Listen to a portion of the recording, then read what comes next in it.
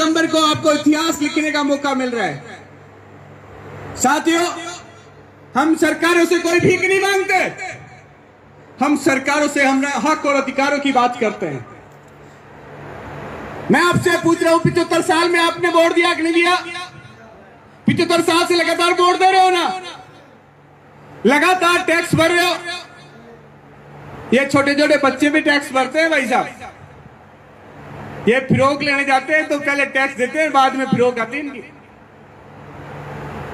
तो हम टैक्स देते हैं और लगातार टकाटक वोट दे रहे हैं। तो भैया हमारा हक और अधिकार किधर रखा है भाई? हम सरकारों को कह रहे हैं कि हमारा हिस्सा दे दो, तो मांगने का अधिकार है कि नहीं है? कोई नेता तो आकर नहीं कहा होगा 75 साल में कि भैया मैं तेरे बेटे को डॉक्टर बना दूंगा। कहा क्या कोई नेता आगे? कहा क्या आपको किसी ने? तो आज ये लड़ाई आपके खुद की है, आपके स्वाभिमान की है, आपके मान सम्मान की है, आपके अधिकारों की है, आपकी आने वाली पीढ़ियों की है। आपको इसे लड़ना पड़ेगा और लड़ना पड़ेगा और जीतना पड़ेगा। इसके लिए आपको हर हाल में तैयार रहना पड़ेगा। हम सरकारों से एक ही बात कहते हैं, भारतीय संविधान के हिसाब से जिसकी जितनी भागीदारी उसकी उतनी हिस्सेदारी। हमें हिस्सेदारी चाहिए कि नहीं चाहिए? जब टैक्स भरते हैं, वोट देते हैं, तो भैया हिस्सेदारी चाहिए कि नहीं चाहिए?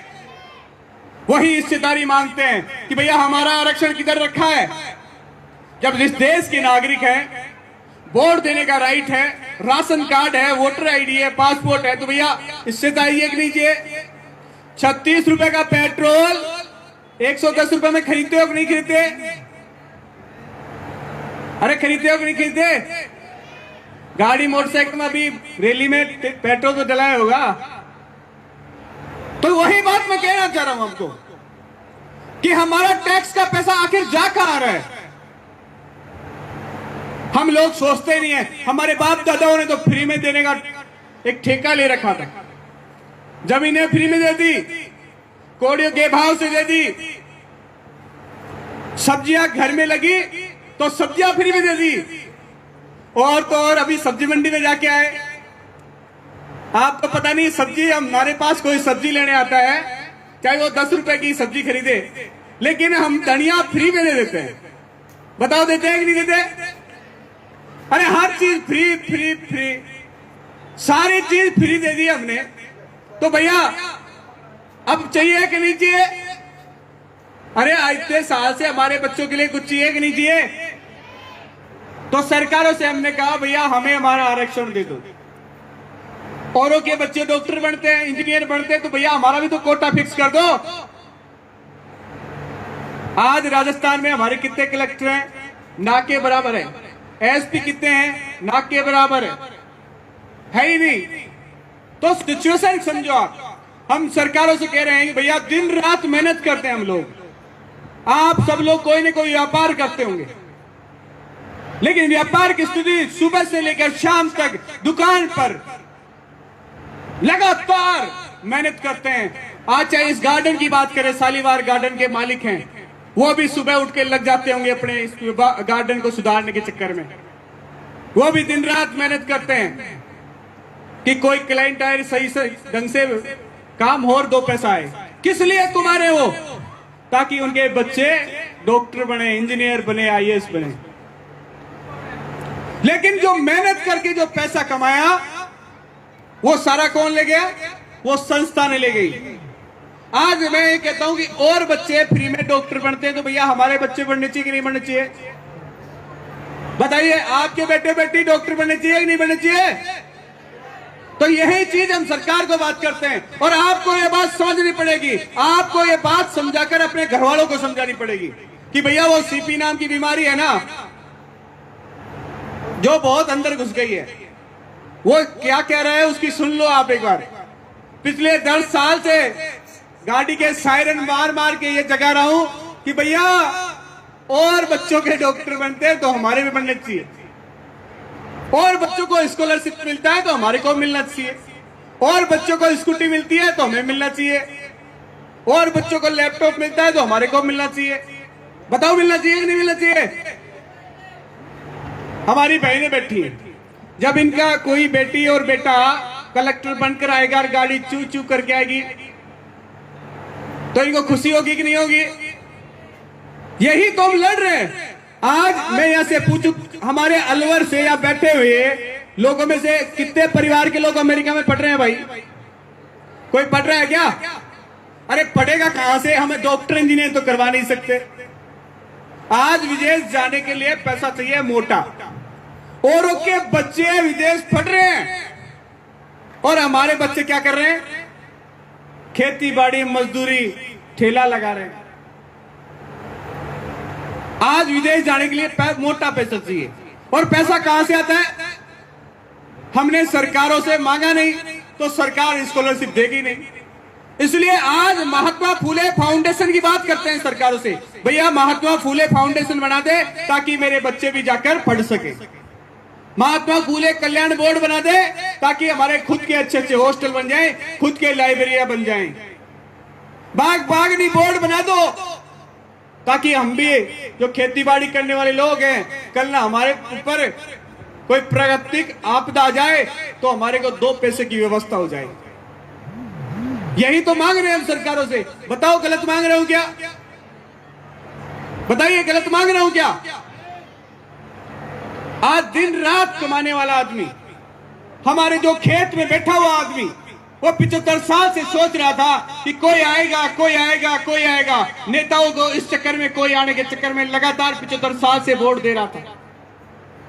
लेकिन 75 साल से वो क्या कह रहे थे? मीठी मीठी गोलियां देते थे और आपका वोट ले जाते हैं। उनको परवाह किसी की नहीं है। इसलिए मैं तो आपको इतना कहना चाहता हूं, अब ये मुट्ठी बंद कर लो और आने वाली 15 तारीख को सरकार को बता दो कि हम जिंदा कौन से हैं, और अब हिस्सेदारी की बात करेंगे, आंखों में आंखें डालकर हमारे अधिकारों की बात करेंगे। इसलिए आ रहे हैं 15 तारीख को। ये लड़ाई किसी एक व्यक्ति की नहीं है, ये लड़ाई इस समाज के एक छोटे से छोटे बच्चे की है। हर उस व्यक्ति की है जो ये चाहता है कि मेरी आने वाली पीढ़ी दुख नहीं पाए, मेरी आने वाली पीढ़ी मान सम्मान के साथ सर उठाकर जिए।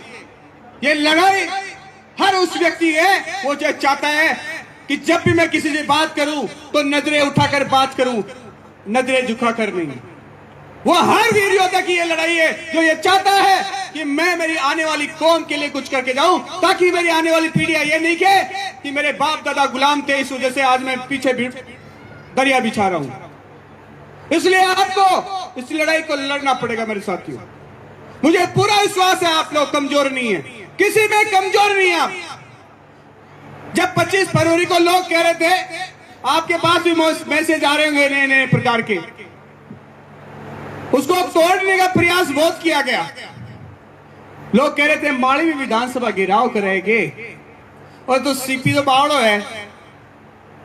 लोग कह रहे हैं ये सीपी तो बावड़ा है कि माली भी कोई विधानसभा घेराव कर सकते हैं क्या?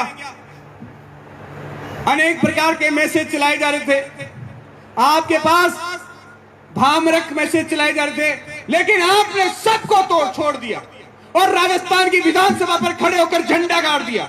यह आपकी काबिल तारीफ है, और फिर एक बार आप भी कुछ करने वाले हो। मेरे साथियों, आपको आज महात्मा ज्योतिबा फूले की सौगंध खानी पड़ेगी आपको, और एक काम करना पड़ेगा। हमने 75 साल में छोटी छोटी लड़ाइयां लड़ी हैं। कभी माला पे लड़ा है, कभी सापे के लिए लड़ लिया कि मेरा नंबर नहीं है, मेरा मंच पे नंबर नहीं है, मेरा बोलने में नंबर नहीं है, मेरा भैया वो आजकल एक खानदानी बीमारी हो रही है हमारे, 4 आंगल की जमीन पर भी लड़ लेते हैं हम लोग, और हमारे घर की महिला भी जोरावर्ती लड़ लेती है, और इतने में नहीं पार पड़े तो भाई भाई से लड़ लेता है। तो मैं आपको यह कहना चाहता हूं, आज इस आवाज को, इन सब छोटी मोटी लड़ाइयों को एक साइड में रख दो और एक बड़ी लड़ाई के लिए तैयार हो जाओ आप। और वो बड़ी लड़ाई वो हमारे मान सम्मान की होगी, हमारे अधिकारों की होगी, हमारे स्वाभिमान की होगी, और दुनिया देखेगी आपके लिए। और जिस दिन आपका बेटा कलेक्टर होगा तो वो 4 एंगल क्या 400 बीघा खरीद देगा। अरे काबिलियत इतनी बढ़ा दो हमारी। लोग कहते हैं कि हमारी यहां संख्या कम है। और जब मैं कहता हूं कि मैं एक एक व्यक्ति को समझाता था, 2014 से लग रहा था, एक एक व्यक्ति को जाके समझाता था, मेरे भाई समझ ले, और आज वही स्थिति है। आज देखो आप कितनी बड़ी संख्या में हो। मैं यहां 1.5 करोड़ लोगों को देख रहा हूं, मैं पूरे अलवर को देख रहा हूं यहां पर, कि मेरा अलवर समाज किसी से कमजोर नहीं है। मेरे भाई बताइए, कमजोर है क्या अलवर? आवाज नहीं आई। ये पीछे वाले युवा भाई क्या नाराज हो गया? अलवर की संख्या कमजोर लगती है क्या आपको? अलवर कमजोर है क्या? तो 15 सितंबर को झंडा गाड़ेंगे, पक्का गाड़ेंगे। तो 3 नारों के साथ समर्थन दोगे? तो मेरे क्रांतिकारी वीर योद्धाओं, दोनों हाथ ऊपर कर लो। और अलवर के कलेक्टर एसपी तक आवाज जानी चाहिए, और वो सुबह सीएम तक न्यूज पहुंच जाएगी। कलेक्टर एसपी कह देंगे कि साहब यहां के अलवर के सैनी साहब आ रहे हैं, उधर अपना इंतजाम कर लेना। सरकार को बता देंगे भैया अपना इंतजाम। तो 3 नारों के साथ समर्थन दीजिएगा। हम हमारा हक मांगते, जोरदार उसमें मेरी माताएं और मेरी बहनें भी। आपका थारा टाबरे भी बनी सी, देखो चिंता मत करो, देख थारा ही टाबरे बनी सी कलेक्टर एसपी इले थे भी मैंने आशीर्वाद के तो नहीं हाथ उतार। हम हमारा हक मांगते, हम हमारा हक मांगते, हम हमारा हक मांगते। बहुत बहुत धन्यवाद। मिलते हैं 15 सितंबर को। आपका बहुत बहुत आभार। और फिर एक बार अलवर के सभी क्रांतिकारी वीर योद्धाओं को मेरा बार बार प्रणाम।